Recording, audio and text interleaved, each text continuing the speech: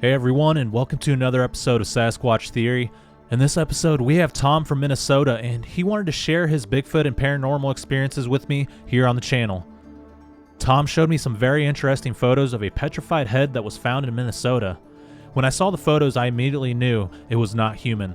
The shape of the head appears to be very unusual, and it looks to be very old, and it's similar to what you would see with a mummy from Egypt. Except this head was found in the forest, out in a peat bog from the state of Minnesota. The nose looks like it's almost in between the eye sockets, which is pretty abnormal for a human. The teeth seem to be much larger than a human's, and the head seems to be very robust looking. I also noticed on the back of the head, there seems to be some type of growth or knot that just seems very unusual. Guys, I don't know if this is a hoax, but it's pretty convincing to me, and people always ask me, why has no one ever found a Bigfoot body? Well, maybe they have, and you just don't know about it. The person who originally discovered the skull wishes to remain anonymous and is not willing to just give it up to anyone. As you guys know, when things like this are found by a person, it usually gets confiscated or taken by the Smithsonians.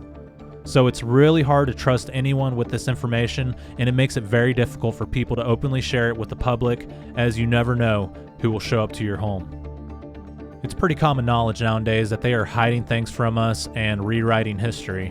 What are your thoughts about this? And if you can, let me know down in the comments below. Let's hear what Tom has to say about it, and he had the privilege to take a look at it and was able to hold the thing in his hands. If you have a Bigfoot encounter that you would like to share with me, please contact me at sasquatchtheory@outlook.com. Also, if you guys can, follow me on YouTube, Spotify, Facebook, Instagram, and many other social media outlets. Alright guys, let's dive into Tom's Bigfoot encounters and paranormal experiences here on Sasquatch Theory.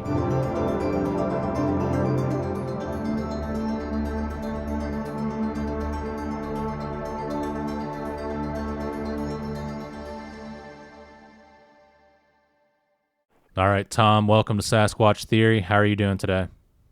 Not too bad. Good. Tom, if you would, tell me a little bit about yourself, kind of where you're from, and these Bigfoot encounters and experiences from the very beginning. All right. I live in central Minnesota. My name is obviously Tom. I am a Desert Storm veteran and background in truck driving and safety.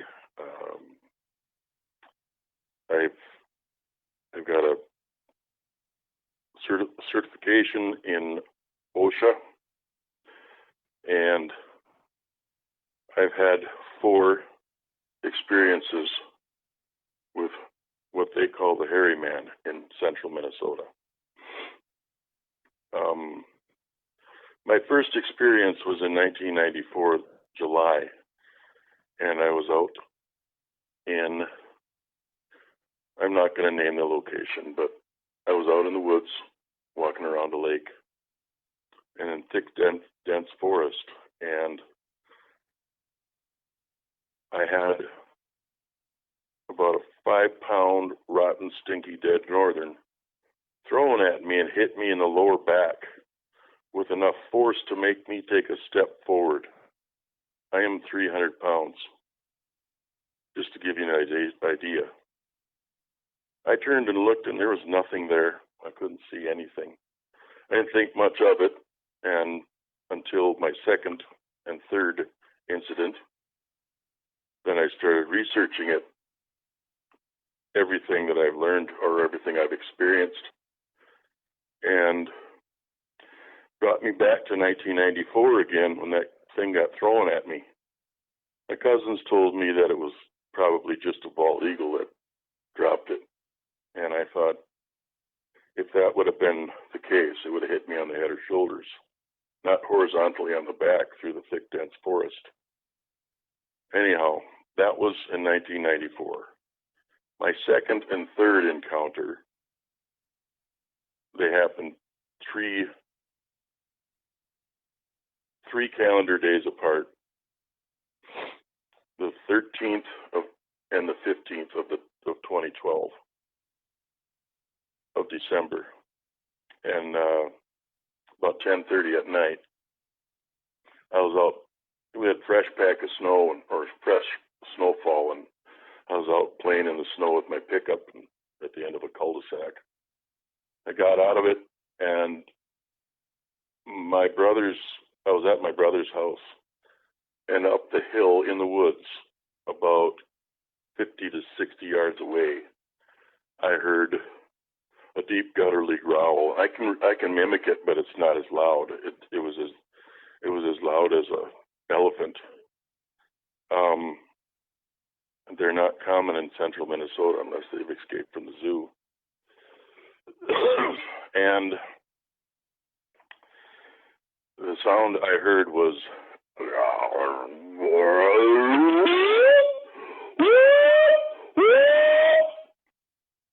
and it made my chest rumble. It just scared the tar out of me. I am a vocalist, so I know how to sing using my diaphragm and very loudly, and this is no way, shape, or form anything human could have produced. And it scared me. I almost lost bodily function. And I went into the house and I asked my nephews if they heard that, and they didn't hear anything, but they could see that I was scared. And they went and got their 30-06s and started shooting in the woods. I'm like, what are you doing? You can't see what you're shooting at. You're just wasting money. And stop shooting at them. Anyway, next day, 2 days later, my brother came home, parked his truck, his semi up on top of the hill. He was walking down the hill to the house, and he heard a deep gutturally growl, crescendoed up into two whoops.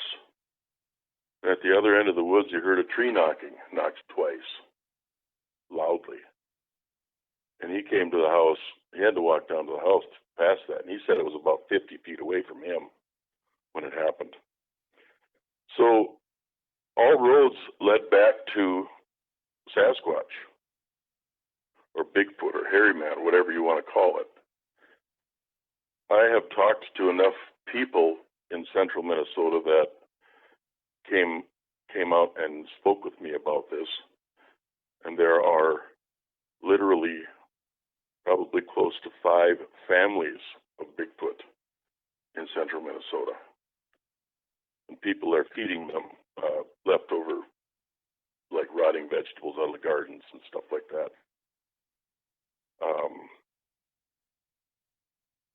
My 4th encounter was in June of 2022. And a little backstory on this is my Native American friend, we were on the reservation, White Earth Indian Reservation, and he had put in a request for some baby raccoons to foster, some orphans. And I'm known to do that.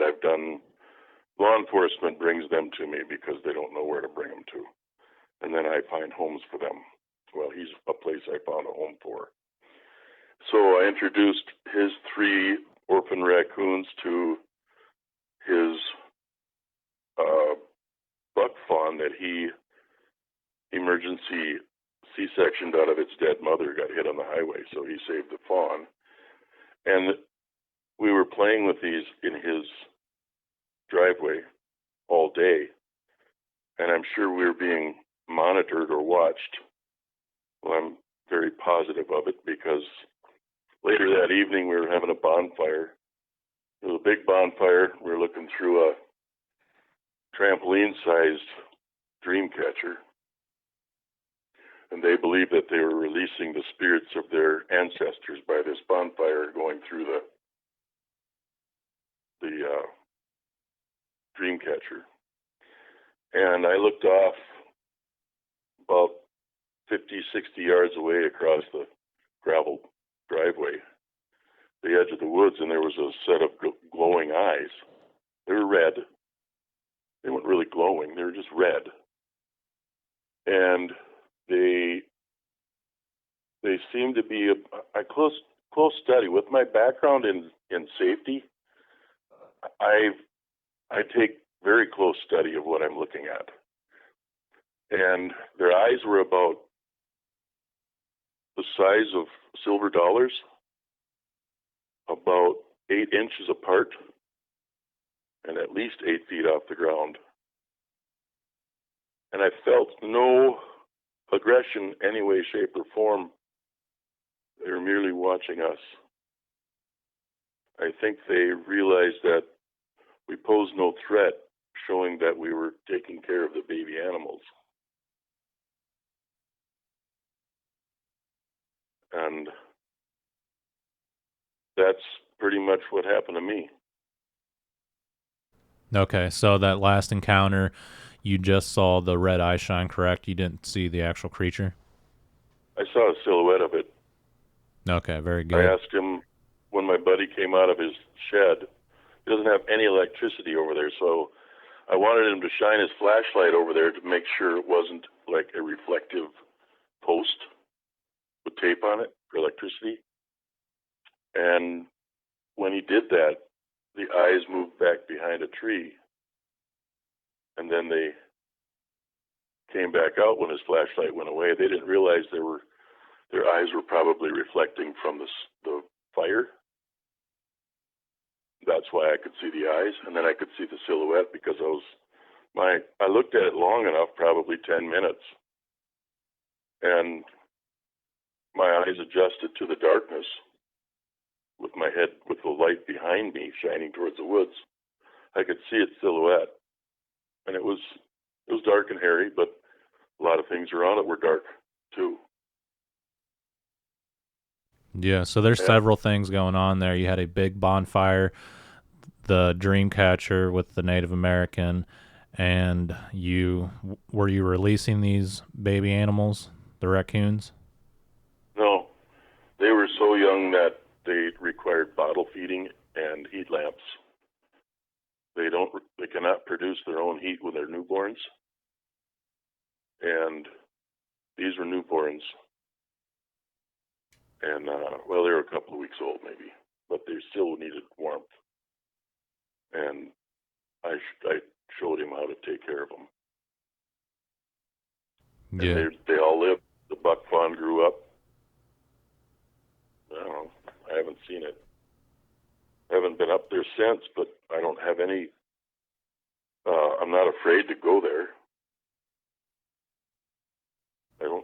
They didn't seem aggressive towards us at all.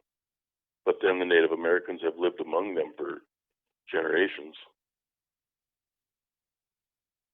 Yeah, absolutely. And it does sound like they're extremely curious. Was this the same area that you heard the deep guttural growl and your brother heard the growl with the two whoops and whatnots? No, that was about 85 to 90 miles south of there. I had two experiences, let's just say around the Detroit Lakes area. And then two experiences 90 miles southeast of there. Both of them in lake country, lots of lakes around. Lots of lakes and lots of woods. Lots of wildlife, lots of food.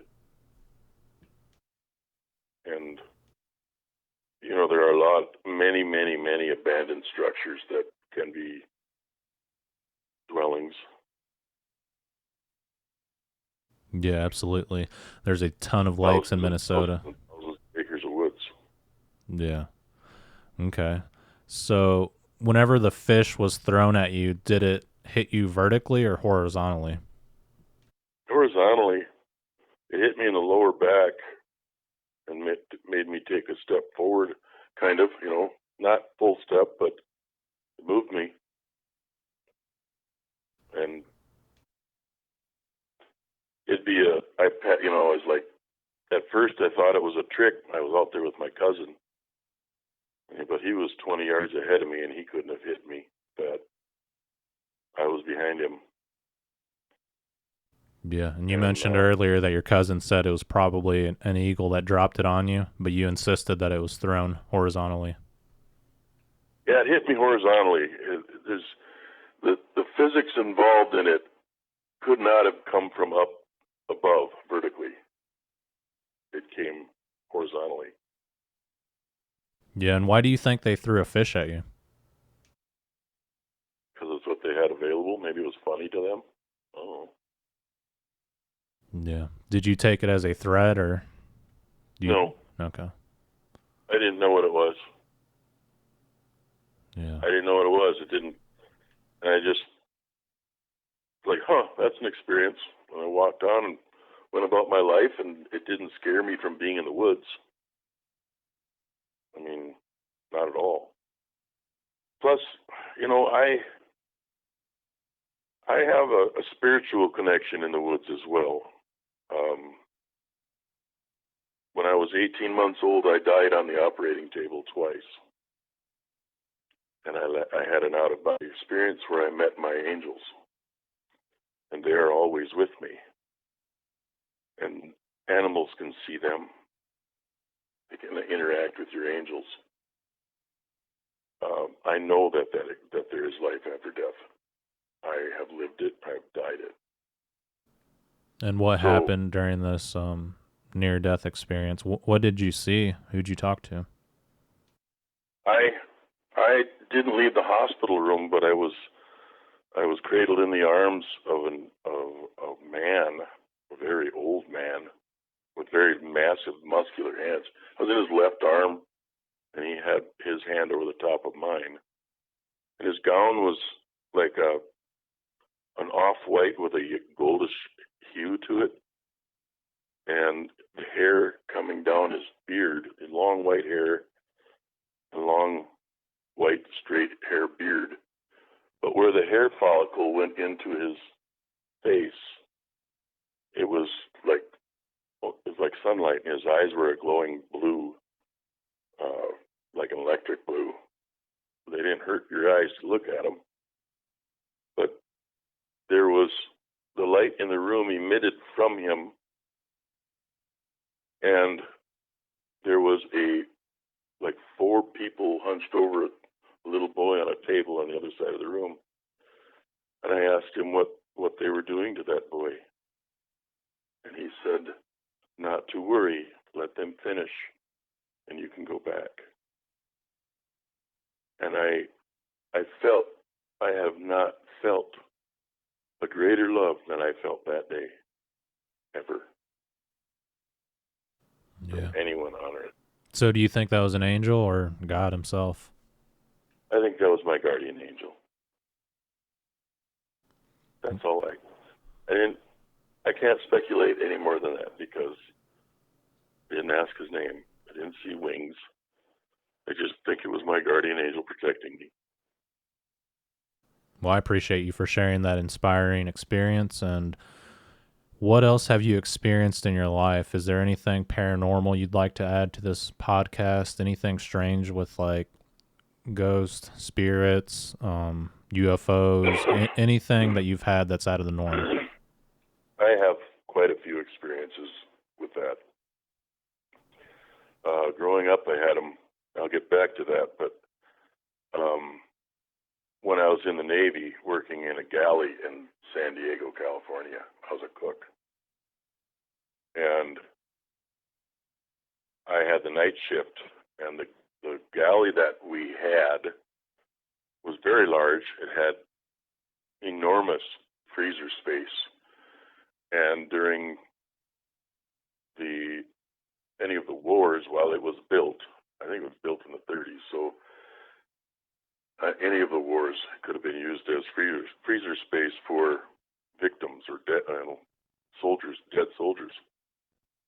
And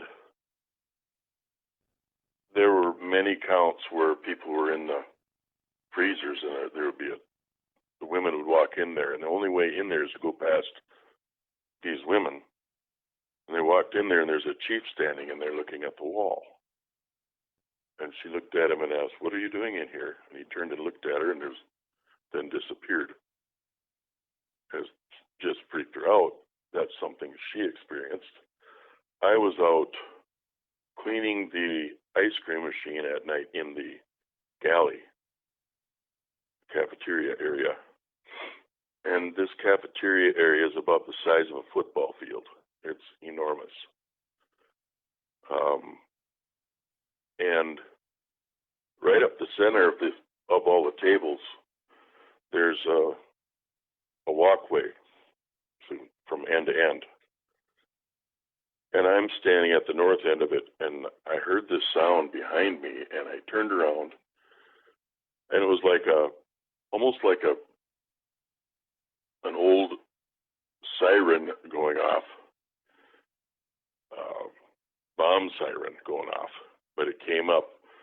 I didn't see the entity, but it was poltergeisting the tablecloths off the table and shattering everything on it, all the way up to my face, and stopped about inches from my face. I was frozen. I couldn't move. That happened to me. I've heard voices in the galley at night. But, it's like my faith is firmly planted in God, and I know that I won't be hurt. I'm protected. And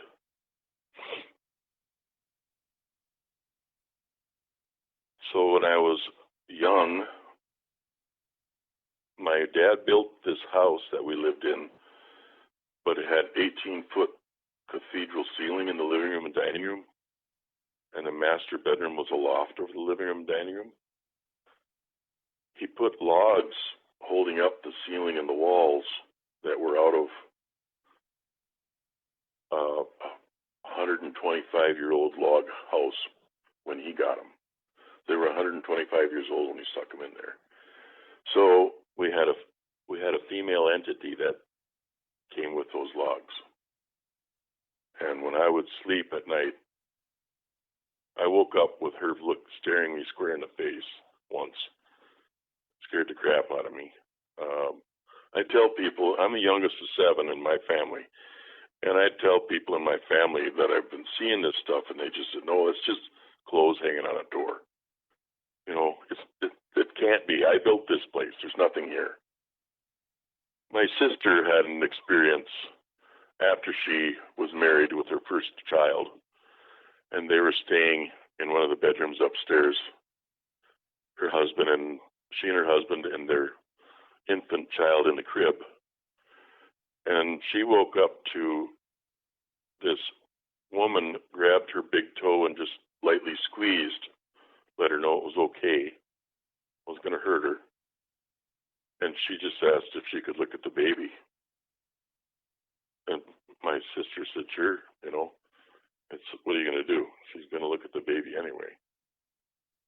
But so she was watching between the two, kind of keeping an eye on the baby and the woman. She appeared to be about 30 years old in a nightgown, is what my sister said. And it holds true with the one I saw too. And then she just disappeared. So those are my experiences. All right, Tom, I appreciate you for sharing your paranormal experiences with me. And do you think there's some sort of connection with the paranormal experiences and the Bigfoot encounters that you've had in the past? I don't think there is a connection between paranormal and Bigfoot. This gentleman who has this basically off-grid building he's building out in the woods on the reservation has had more than just Sasquatch encounters on his property, and more than releasing just spirits. He has multiple pictures of orbs above his dream catcher. And he's had quite a profound experience with, he sleeps naked, so he tells me. And he sleeps in his camper next to his building. And it was in January, and he woke up, he went to bed Wednesday night at 10:30. He woke up Friday morning, 7 a.m. in the driver's seat of his car, freezing. The car's not running. And he got up, and he was bleeding out of every orifice of his body. Every orifice, his ears, his nose, his eyes, his mouth, his butt, and urinating blood. More blood than he's ever seen. And he went to the hospital, and they couldn't find anything wrong with him. So they sent him home. And he went to bed Friday night. The same thing happened. He woke up Sunday morning at 7 a.m., freezing in his car, and blood coming out of every orifice. And then he went to Fargo, Sanford, and they held him there for observation for over a week. And they couldn't find anything wrong with him. So I just said to him, well, it sounds like you might have been abducted. So he has seen lots of orbs out there, and orbs have been associated with paranormal, but it also been associated with aliens. So you decide. I don't rule anything out. Who are we to think we are the smartest beings on this planet? Yeah, that's terrifying. It's hard to say what truly happened, but there was something strange going on. And I wonder if the medical group had seen that before, or if they were just stunned by what happened.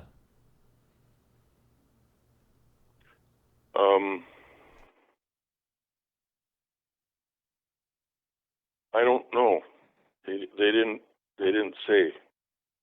I didn't ask him either. That's a good question. Yeah. And I don't know if you want to talk about this on the podcast, but you sent me some photos of a head, and it doesn't look human. What do you think it is? And is it all right if we talk about it? We can talk about it. We will not mention any names or where its location is. Okay. And I won't show any pictures unless you give me permission. In that text I sent you, gives you permission to give all but 3. Okay. Those are telltale signs of where it came from.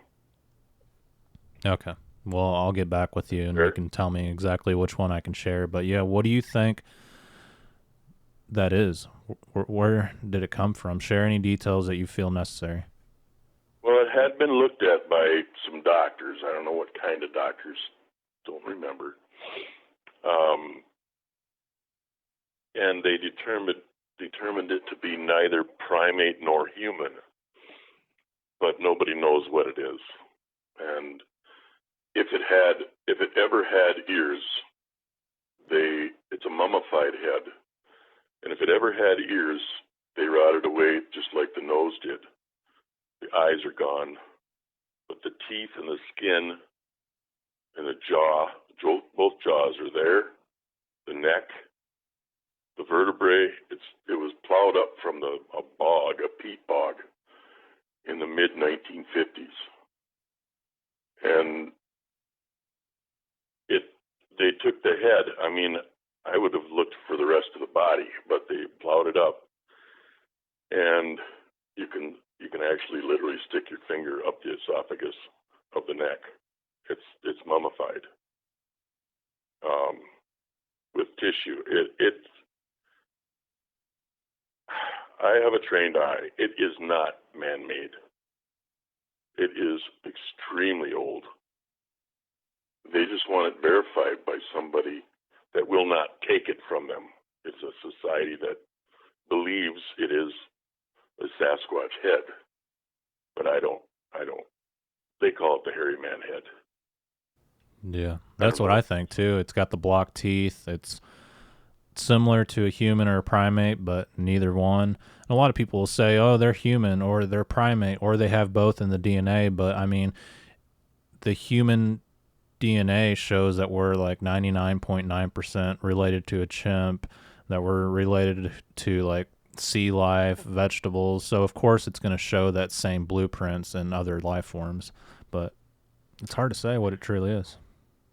You know, I think there's a very good possibility that the hairy man may be from a different planet.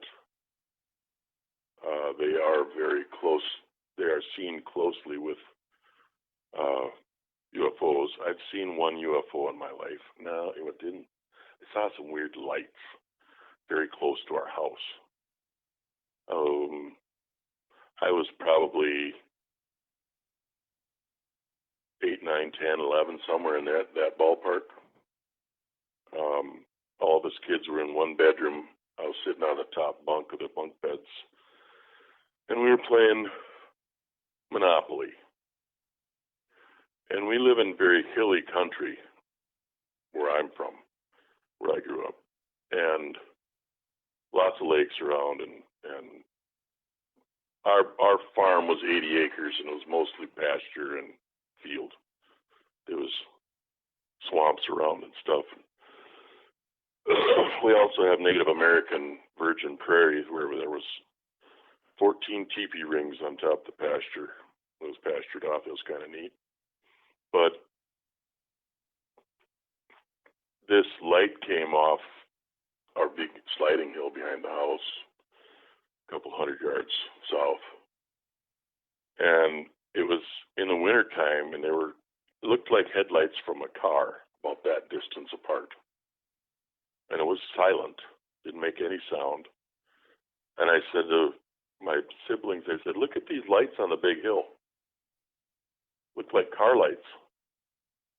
And then they came up to the edge of the house. We were on the corner bedroom, second floor of a 3-story house. And this is that house with the big vaulted ceiling and the logs in it. Anyway, we all looked out the window and we were watching these headlights. They came to within, I suppose, 75 feet of the house, and they just stopped and stared at us. And then they kind of circled around the southeast corner, and we had another window over there, and they sat and watched us there. And then it was like it went out to the road and followed the road straight east of our place for out of sight. And it's kind of just like hovered over the road about 60, 70 feet, just following the road and the contours of the land. But it was all headlights. There was never any red lights. It was white light. So that was interesting. But I believe that they are associated, they communicate. Yeah, very well could be. And for the listeners out there, I'm not trying to say that all this is connected with Bigfoot, but I feel like it's important to share people's experiences if they've had multiple things happen in their life, whether it's the paranormal, UFOs, or cryptid encounters. And I'm actually shocked to find out that a lot of the people that I've interviewed with a Bigfoot encounter have seen orbs, they've had paranormal activity in their home, and none of it's directly connected with Bigfoot, but it's just strange that certain people are prone to this type of activity. Yeah, I can relate a little more in depth, and I will go into that, but I'm not going to bore the hell out of everybody. In March, I was diagnosed with Klinefelter syndrome, which is I was born with an extra X chromosome, and this may come into play that I might have a superpower. My whole life I've had a connection with wild animals, and I can communicate with them.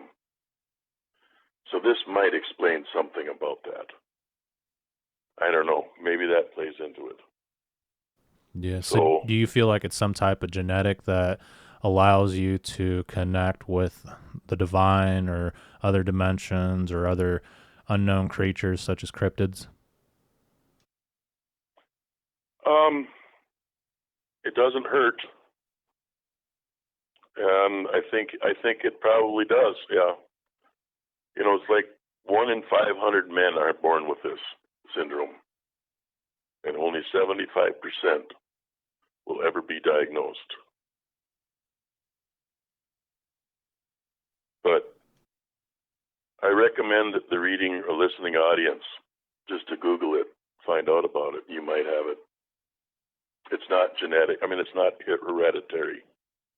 It is basically a gift from God, if you want to look at it that way. It's just genetics. That's all it is.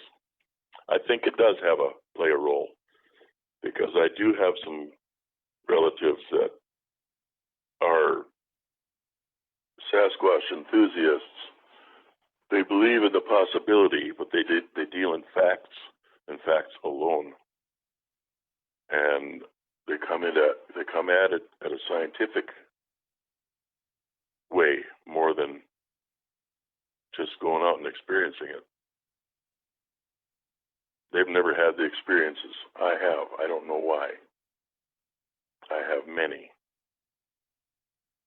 I don't think it's done. I don't think it's my last. I really feel that I could go to my Native American friend's place and find them on a regular basis, probably nightly. Yeah, and have you returned to this area since you've seen the red eyes? No, my health felt bad, and I basically moved out of that area. Okay. I moved back to the area where I had the first two, or the second two experiences. Okay, and have you had any experiences in that area that you moved back to? No. Okay. I haven't been able to, because of my Klinefelter syndrome is the root cause as to where I am in my life right now, and I just trying to get back to reality. Yeah, and I'm sorry to hear about that, and I do appreciate your service in the military, and that really Thank does you. mean a lot. What do you think these creatures are? What do I think they are? Yeah, where do you think the Sasquatch came from? Their own species. That's what I think they are. They are their own species. Yeah, so you don't think they're primate, you don't think they're human, you think that it's its own... It's its own category. Yeah, absolutely. I agree with They have that. it grander than ours. Yeah. They chose to live in the woods, and that's their home. Now, do you think that they were created by God or evolution, or do you think that aliens created them? I know you mentioned that earlier. You know, it's difficult to understand for me because they say God created everything. Well, did God create these alien universes? So, in that theory, then Bigfoot is created by God. But yeah, absolutely. I would agree with that. If he created everything, he created the angels that created these things, that means he knew that they would create them later on. You know how they talk about the Nephilim, how they bred with human women. That means he knew that they were going to do this because time does not exist for him. He knows the past, present, and future. And he still created the things that created them, possibly, if that makes sense. yeah, it does. Absolutely, 100% makes sense. And also,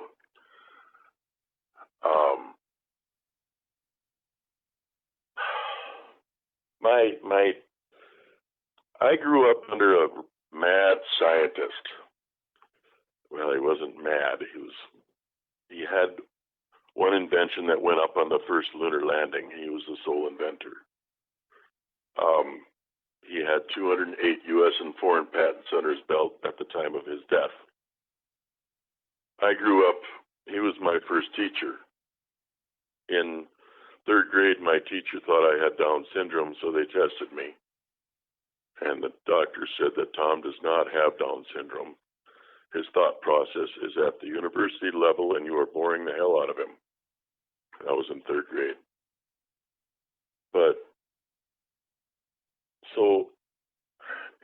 difficult to live in a society that we thought everybody was smart.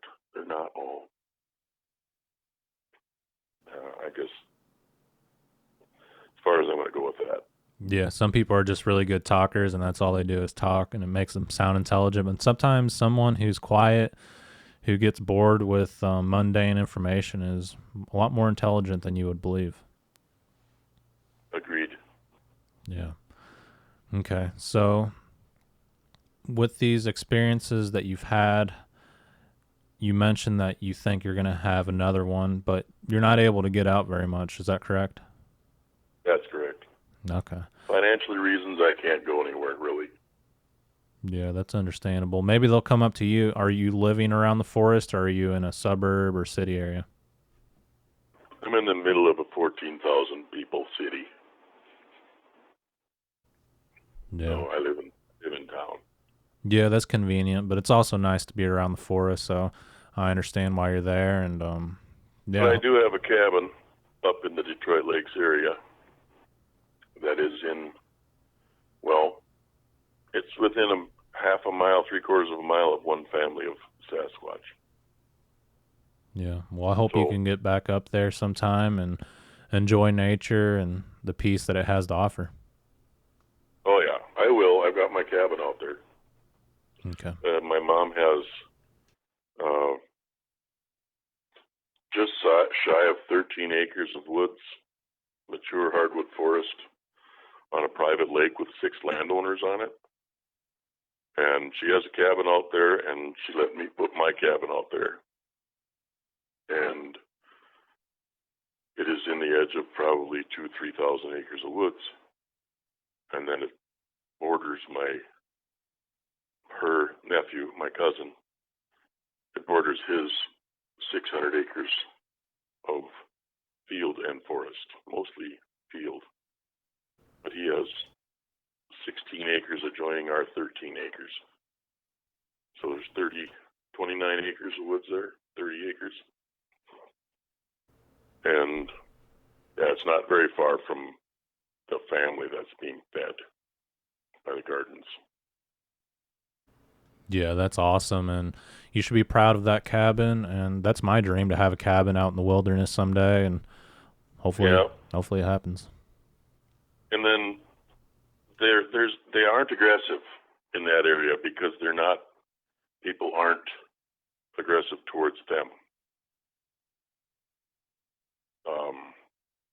I do have a friend of mine that has done a lot of research in that area.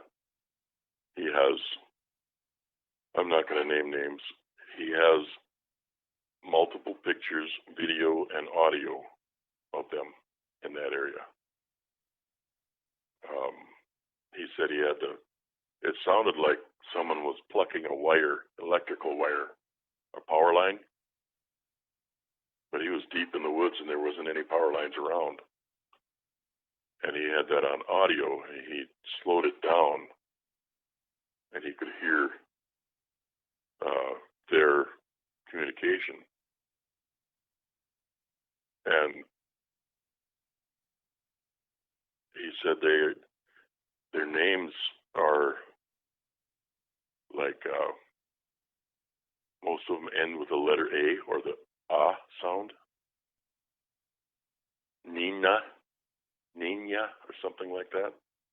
Ectola was their names. And that's all I really want to say about it.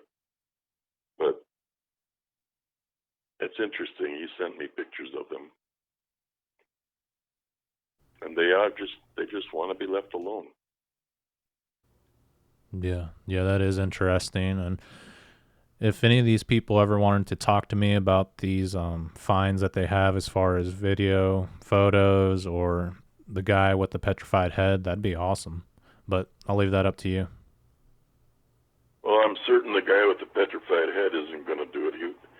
He after he allowed me to take pictures of it, I was told later that by him that's against the rules. So I have I and my brother are the only ones who have copies of those pictures. And Jeff Meldrum. Okay. Did you ever hear what Jeff Meldrum had to say about the petrified head? Not a single word back. I'm not sure why. That's all right. Yeah. You would think he would come back and say, no, I don't think it's this because of these reasons, or, hey, you got something interesting, I'd like to check it out. I mean, I feel like he would have gave an answer. Yeah, it's like to me, it seems like he might get more letters than he can handle. And I might be one of those people that he just overlooked. Yeah. And I know he studies like the foot morphology and just everything about the tracks, but I've also seen him on other shows where he's out there looking for them and trying to find other evidence. So, I mean, I feel like it'd be something that he would be interested in. And like you said, he's probably really busy. I've reached out to him as well, and I never heard anything back. So hopefully in the future I will.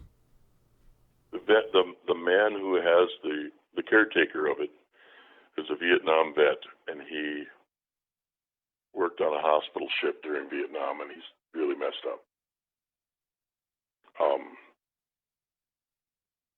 But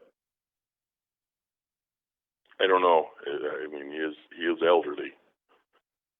Something may happen or change in the future, but right now it's probably not available to anybody. Okay. Well, if he does decide to talk about it and show it off to me, I mean, I'll keep everything private, and nobody will know who it is. I don't think it'll happen. Not through me. He might if Jeff Meldrum showed up. You know,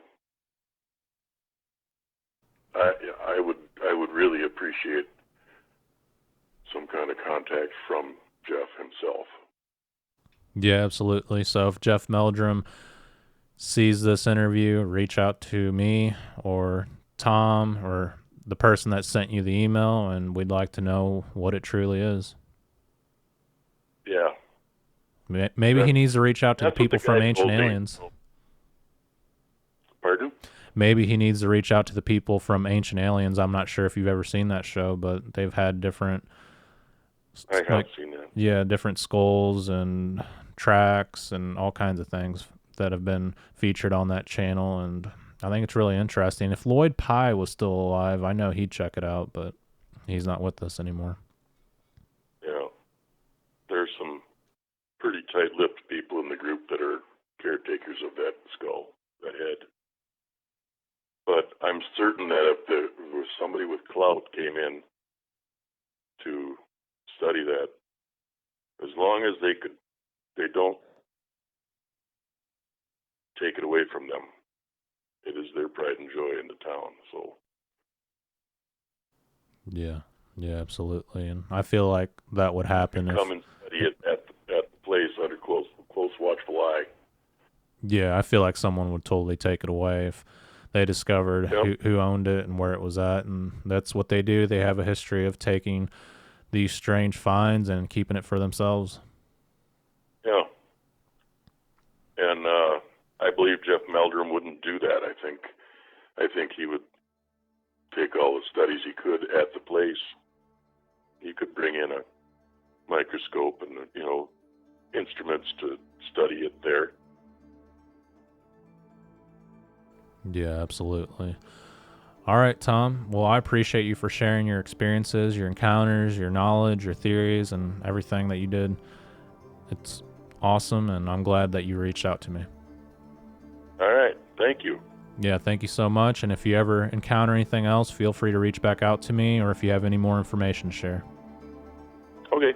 Sounds good. Thank you. Yep, thank you, and you have a great day. You too. Bye-bye. Bye.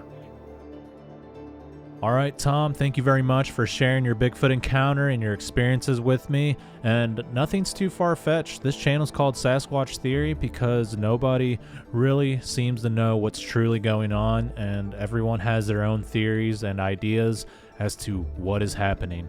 As far as the petrified head, that was very interesting, and it does look real to me. I mean, I can't say that it's fake because I did not hold it in my hands, and Like you said, there was a team of scientists that took a look at the skull and they determined it to be neither human or primate. So what does that mean? What is this?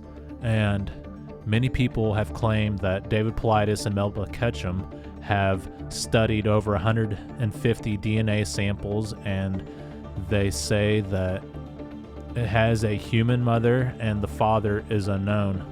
I'm not sure what that truly means, but it does seem like there is something different about these creatures, and I wonder if this skull is a Sasquatch or some type of giant of the old times.